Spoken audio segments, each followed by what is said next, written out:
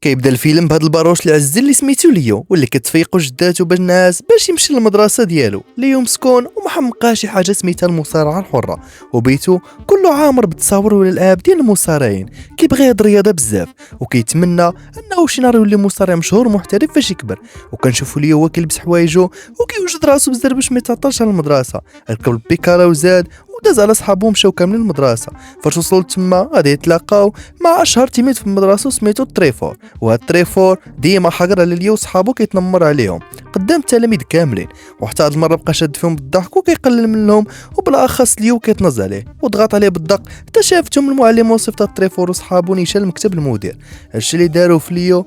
من بعد مشى ليو برك مع صحابو، وفي هاد اللحظه كيبان لينا ان ليو عاجبه بواحد البنت كتقرا معاه سميتها ليريكا، ولكن ليريكا ما عطياش كاع ليو ما مسوقاش ليه وما تاباش ليها كاع. هو ما قادرش يزعم وياخد خطوه يهضر معاه حيت حشومي لواحد الدرجه كبيره بزاف. مول المدرسه ليو قال غيمشي بحالو للدار، ولكن كيتفاجئ بالتريفور وصحابو واقفين ليه في الطريق وباغيين يهتو قتله ديال العصا، وهذا الشيء حيت المدير عاقبهم بسببه وباغيين ينتقموا. ليو خطف البيكالا ديالو وهرب، وهما بداو تابعينو كيجريو وراه. ليو دخل لواحد الدار وبدا كيستكشف هذا البيت، كيشوف الحوايج اللي فيه. تلقى واحد الصندوق وفيه واحد الفيستير واحد القناع الشكل ديالو غريب بزاف وعاطي من واحد الريحه خانزه وخايبه لواحد الدرجه ما كتصورش. ومن غراتو هاد الريحه الخايبه ديال القناع اللي قرر يقيسو وجه روحت كيبان بحال دوك الاقنعه ديال المصارعين. ولكن في نفس اللحظه يدخل مول الدار على ليو ما خلى ليو فين يلبس القناع. مول الدار سولو بعصبيه وكيغوت عليه انت شنو كدير مسخوط. ليو شرح ليه بلي كاين واحد الدراري تابعينو باغيين يضربوه وما قادش عليهم وكان غير كيهرب منهم ودخل للدار غير بالصدفه. مول الدار بقى فيه ليو هو يتاثر بالقصه ديالو وعرض عليه ياخذ هذا القناع الا كان عاجبو. ليو طار بالفرحه خدا القناع ومشى بحالو. رجع ليو للدار وبرك مع جداتو وبدا كيتفرج بجوج في ماتشات ديال المصارعه. وفاش سالو الماتشات شويه غيتصدم غيبان واحد الشرط المسابقه تبع الاتحاد ديال WWE، والجائزه ديالها وصل 50,000 دولار. وزيدوا هاد المسابقه غتكون في المدينه اللي هما ساكنين فيها. ليو فرح بزاف وتحمس لهاد المسابقه بغى يشارك فيها. من بعد طلع ليو لبيتو يسمع في الصدفه باه ستيف كيهضر مع جدادو. تما غيعرف ليو بلي باه واخد كريدي من البنكه بقيمه 20,000 دولار، وإلا ما خلصش هاد المبلغ في اقرب وقت البنكه غتدي لهم الدار وغادي يتشردوا كاملين في الزنقه. جدة تصدمات وسولاتو انت منين غتجيب هاد الفلوس مسخوط ويدين. ستيف قال بلي كيقلب على خدمه وكيحاول يدبر على المبلغ كما كان الحال. ليو كان كيسمع ليه وهو حزين ومتاثر بزاف، ولكن الغالب الله ما في يديه ما يدير. مشى ليو باغي يلعب باي حاجه باش ينسى الوقت ويقطع التفكير في هذا الموضوع ديال الكريدي. تما جبد القناع الغريب اللي عطاه مول الدار وقرر يلبسو، وغير لبسو غيتفاجئ بلي صوتو تبدل تماما ولا صوت ديال راجل كبير، وحتى طريقه الهضره ديالو ولات كتشبه المصارعين الكبار. ليو جرب ينقز وهو لابس القناع وتفاجئ بلي النقزه ديالو عاليه بزاف على القياس الطبيعي، درجه ولا كيتشقلب في الهواء. فاش كان كينقز الماريو كان غيطيح عليه، ولكن يقدر يحبسو يوقفو بصبع واحد. تما عقل ليو واكتشف بلي هذا القناع ترى كيعطيه قوه خارقه، وقرر يزيد يتاكد من هادشي براسو. هو يهبط للكراج هو يهز الطوموبيل ولقى راسو هازه غير بيد وحده وصافي. موراها مشى ضرب الشجره وبقى مخلوع مبهوض من هاد القوه اللي عطاه. ولكن هاد القناع قرر يقلب القناع في الانترنت ويشوف شنو قصته، وفاش بحث لقى بلي كاينه واحد القصه غريبه بزاف واسطوره قديمه كتهضر على هاد القناع. وهاد القناع كتقول بانه كيمنح واحد القوه غامضه وخارقه غير الناس اللي كيستحقوه فعلا. القناع براسو هو اللي اختار شكون يستحق هاد القوه وشكون لا، يعني اللي ما عجباتوش القوه ما غادي يختارها. هنا فهم ليو بلي هو شخص مميز والقناع اختارو حيتاش مميز باش يعطيه القوه الخارقه. جا النهار التالي مشى ليو للمدرسه، لقى طيرفور في الشله ديالو شادين صحابو القراب واكلين فيهم الدق والضرب. هنا ليو قرر يستعمل القناع ويعتق صحابو. مشى طفى الضو هو يلبس داك القناع ويهجم على تيرفور وصحابو. وفاش شعلوا الضو كاع التلاميذ تفاجئوا بلي تيرفور وصحابو واكلين شحط العصا وزايدين معلقين في السما. قادر بداو كيضحكوا عليهم وكيصفقوا ليو على هادشي اللي دار. خوما ما شافوا والو، ولكن شافوه فاش هجم عليهم في الظلام. مول المدرسه جلس ليو مع صحابو بقاو كيهضروا على هادشي اللي وقع. تبا نقدموا لي شرط المسابقه المره الثانيه. ليو شاف لي شهر ولكن هاد المره ركز معاه مزيان وتبا بلي غادي يربح فلوس صحيحه الا فاز بهاد المسابقه، وهكا يقدر يخلص الكريدي ديال باه ويهنيه. وطاحت لي فكره حمقى ومجنونه. قرر يشارك في المسابقه ولكن هو لابس القناع، وبالفعل بدا كيوجد راسو ويشوف شنو غيلبس مع هذا القناع، واختار اسم مستعار ومجهول راسو. وفاش قاد كل شيء مشى لبلاصه المسابقه باش يشارك وسجل سميتو بشكل رسمي. ودخل ليه وجلس وسط المصارعين كاملين اللي مشاركين في هذه المسابقه. اي واحد شافو ديك الساعه كيجي على جنب واحد الدري صغير في السن بزاف، بدا بداو كيتعاملوا معاه بواحد الطريقه حامضه وقاصحه من غير مصاري واحد اللي كان مربي وظريف وسميتو سيموس تعامل مع ليو عادي جدا وخلاه يجلس حداه وبداو كيتعارفوا. جا واحد المصارع مشهور باش يعلن المتسابقين على بدايه الاقصائيات اللي غتاهلهم المسابقه الرسميه، وقال لهم بلي المرحله الاولى في الاقصائيات غتكون عباره على ان كل متسابق خاصو يهز واحد البرميل ثقيل بزاف بعد ما يمكن، واكثر واحدين غيلوحوا البرميل لمسافه بعيده هما اللي غيتاهلوا المرحله الجايه. وبدات الاقصائيات، جا واحد المتسابق ضخم وصحيح بزاف سميتو شمشون وهز جوج برامل دقه وحده وداز لاحهم حتى كلشي تبهض وتبهر بالقوه ديال شمشون، بداو كيطراهنوا عليه فاش شافوا هاد القوه الجباره. توصلت النوبه ديال ليو هز البرميل ولعب بواحد القوه خياليه لدرجه ان البرميل خرج كاع من المبنى، كلشي تصدم وقف منبوض من القوه ديال ليو. في هاد المرحله بداو كيعطيو قيمه ويردوا ليه البال وكملوا باقي المراحل الاقصائيات. وفي كاع هاد المراحل كان ليو ديما السبع هو الاول متفوق، قدر يثبت راسو وسط كاع دوك المصارعين واخا الحجم ديالو صغير وضئيل. مور الاقصائيات اختاروا الناس اللي غيتاهلوا المسابقات الرسميه، وليو كان منهم هو وسيمون وشمشون. طاح الليل ورجع ليو للدار كي ما دخلش من الباب، دخل من الشرجم بيتو الحال كان معطل بزاف وما بغاش باه وجدته يعرفوا شحال في الساعه باش رجع، ولكن غير دخل لقى جده ديالو ما نعساش ومستنيه. سولته شنو اللي خلاه يتعطل حتى لهاد الوقيته وفين كان. اللي يبرك معاها وعاود ليها كلشي من طقطق السلام عليكم، وهي كتسمع ليهم مصدومه وما تيقاتش ودنيا، ولكن اكد ليها بلا هادشي حقيقي وواقعي بزاف. وبقى معاها بالهضره حتى خلى جده ديالو توعدو بلي ما غتقول والو لباه، وقالت لي بلي غتفرح في المسابقه وغتفرج فيه وتشجعو ودعمو باش يربح. جا النهار الثاني ومشى ليو للمدرسه وبقى حاضر إريكا من بعيد كيف ديما، ولكن صحابو بقاوش يشجعوا فيه يدفعوا باش يزعم ويهضر معاه. وصل من بعد ما انتبهت ليه فاش شافتو الدار مع تريفور وشلتو وعطاه مقتله العصا. فعلا مشى عندها وضرب مع بعضياتهم وتعارفوا مزيان وخدات منه ميعاد باش يراجعوا الدروس بجوج.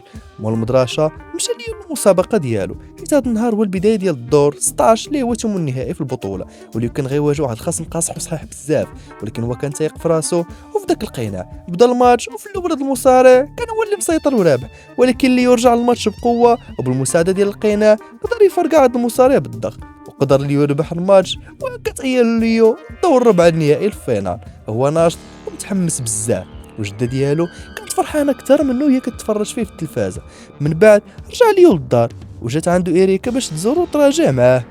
ما كانوا متفقين برك مع ليو ودوز بقيت زوين بزاف وتما بداو كيتعارفوا بجوج كتر. جا النهار التالي مشى ليو المسابقه، الخصم ديال ليو كان هاد المره واحد غليظ وصحيح بزاف والحجم ديالو دوبل ليو. الجمهور كامل كيراهن بلي هاد المصارع غادي يغلب ليو بسهوله تامه، ولكن العكس كله اللي طرا.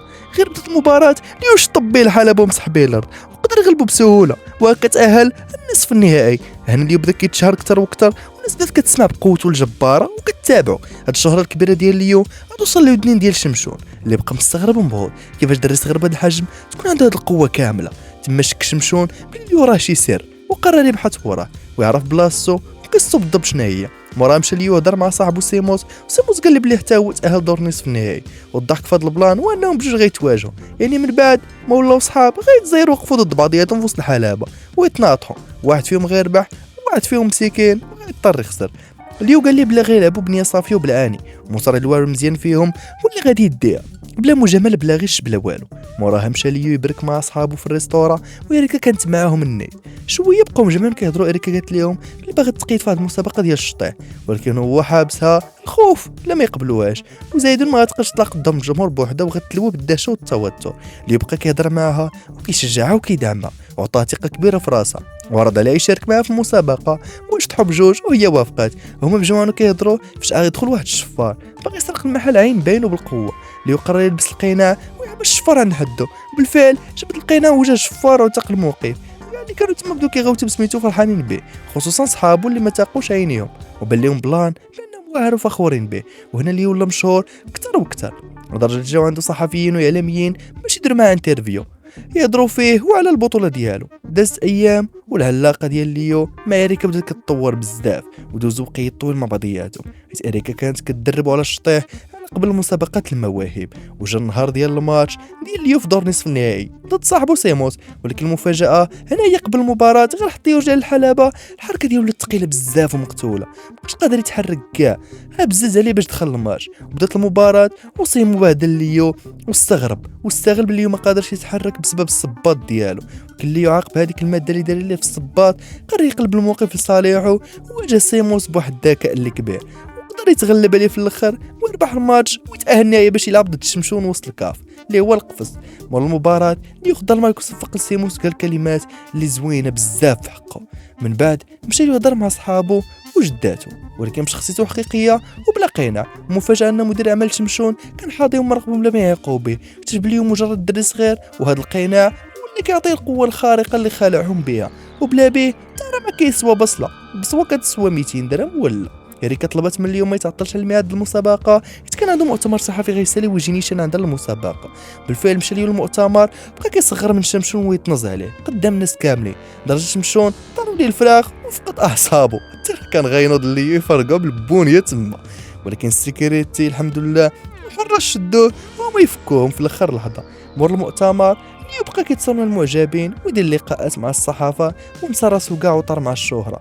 وفي نفس هذا الوقت إريكا كانت كتسنى باش يطلعوا للمسرح كاملين ويزهاو، ولكن ليو كنساها ونسى ديك المسابقه اصلا. اضطرت إريكا تشطح بوحدها واخا كانت حزينه بزاف ومحروجه، ولكن قدرت تبها للجمهور ما بيهاش. ولجنه التحكيم عجباتهم بزاف ومشى عند إريكا فسر العرض وعاد وصل ليو. ملي مشى عند إريكا وصحابو لقاهم مقلقين منفوخين عليه حيت ما حضرش، بلاص ما يعتذر لهم ويقدموا غير بدا كيقول لهم بلي المسابقه ديالو اهم من هاد الشيء، من هاد المسابقه دموه للخاويه، وانه ولا مشهور عنده معجبين ماشي مجبر يبقى مسالي لهم ديما. تماك تقرصوا منه من هاد الغرور ديالو وخلاوه وزادوا في حالهم. رجع ليو للدار وهو يتفاجئ بطريفور الطبقه ديالهم تسنينو برا باغيين ينتقموا على داكشي اللي دار فيهم، وللاسف ما لحقش يجبد القناع ويلبسو وقدروا يعطي قتله د العصا وياخذوا حقهم منه. موراها دخل ليو للدار وطلع لبيتو وهو يبرك بوحدو بلا ما يهضر مع با ولا جداتو. طلع عند با باش يهضر معاه ويقرب منه ويحس العلاقه بيناتهم، ولكن ليو صد باه وقال لي ما باغي يهضر مع حد وجرى عليه. جات الجده ديال ليو وهي تبرك معاه قالت لي بلي هذا الاسلوب ديالو غلط وان القوه الحقيقيه ما كايناش في هذا القناع بل كتطلع من العقل والقلب. ليو تاثر بزاف بكلامها وجا النهار الموالي ومشى ليو يعتذر لصحابو على الطريقه اللي هضر معاه بهم وقال لهم بلي الشهره عمات ليه العينين واثرت عليه، ولكن دابا صافي رجع لطريق الصواب وتنادم مع الحال وعارف راسو ما يسوى والو بلا بيهم. وهما حسوا باللي رجع ليو صاحبهم القديم ديال ديما وسامحوه ورجعوا سمن على سر. دارت الايام حتى النهار ديال المباراه النهائيه ليو غيواجه فيها شمشون وشمشون وصل فيه العظم ومنفوخ على ليو، وكان مستني هذا النهار غير فوقاش يتلاقى معاه باش يسالي معاه بربي. قبل ما تبدا المباراه مشى شمشون مدير اعماله عند ليو الفيستير وقال ليه مدير الاعمال بلي عارف حقيقته وعارفه مجرد دري صغير وضعيف وبلا قناع ما يسوى والو. ومدير الاعمال كيتكلف عليه ويليه حتى شمشون ودى القناع الحقيقي ديال ليو بقينا اخر مزور ومزيف. وخرج مدير الاعمال موراها دخل شمشون ليو للقفص وهي تبدا المباراه. ترى مصيبه صافي تطيح مع هاد الحلوف والله غترول. مدقه ليو اللي ياخذ بلي القناع ديالو ضعيف بزاف ما قادش يدافع على راسو ولا يضرب بقوه كيف الاول. هنا شمشون جبد القناع الحقيقي وقال لي بلي القناع اللي لابس راه غير فيك مزيف. هو يكلا سلخه ديال العصا ديال الموت. جرب شمشون لبس القناع السحري ولكن ما خدمش ليه وقرر انه غادي يربي ليو بلا قناع بلا والو.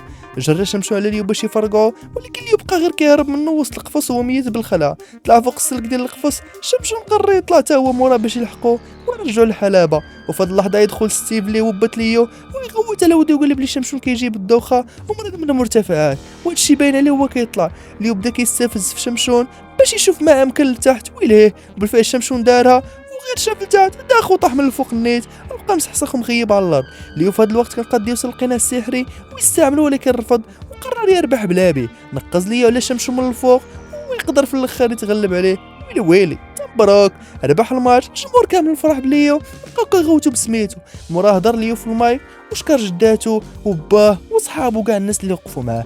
وجا الاتحاد باش يسلم ليو الجائزه ويقول بلا ياخذ الفلوس عادي ولكن ما يمكنش ليه يدخل WWE حيت السن ديالو باقي صغير بزاف. وعطاوه الحق يختار مصارع اخر يستحق يدخل في بلاصتو وطبعا بلا تردد قرر انه يختار سيموس هو اللي يدخل بلاصتو وقال لهم باللي هو احق مصارع بهاد البلاصه الواعره. موراها مداز اسبوعين كنشوفوا ليه من بعد ما خلص الكريدي ديال باه بهذوك الفلوس اللي ربح ولاو عايشين حياه زوينه ومثاليه. وقرر ليو يدخل الغرفه او عفوا لفرقه المدرسه ديال المصارعه باش يبدا المشوار ديالو النيت بلا قناع سحري وبلا حتى شي قوه اللي خارقه، مصارعه طبيعيه وبلديه. ما علينا وصلنا للاخر. لايك وفولو وتهلا.